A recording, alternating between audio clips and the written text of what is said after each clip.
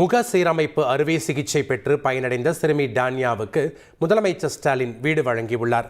சிறுமி டான்யாவை சந்தித்தது தொடர்பாக எக்ஸ் தளத்தில் பதிவிட்டுள்ள முதலமைச்சர் ஸ்டாலின் 2022ஆம் ஆண்டு பேசிய போது தவழ்ந்த அதே புன்னகையுடன் இன்றும் தன்னிடம் பேசிய அன்பு மகள் டான்யா தன்னம்பிக்கையோடு வாழ்க வளர்க என நிகழ்ந்துள்ளார்.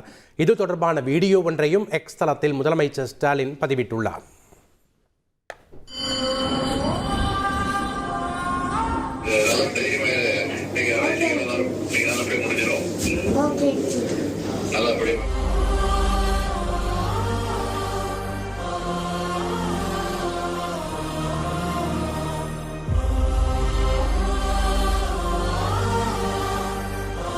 இருக்க வீடு இல்லைன்னு நாங்கள் சொல்லி நாங்கள் ரொம்ப கஷ்டப்பட்டோம். என் குழந்தைக்கு நல்ல படிப்பு, எனக்கு வீடு எல்லாமே கொடுத்துருக்குறாங்க. என்னால் பேச்சு கூட வரல. உண்மையிலே அவ்வளோ சந்தோஷமாக இருக்குது. ஏன்னா சொந்த வீடுன்றது அவ்வளோ ஒரு பெரிய கனவு.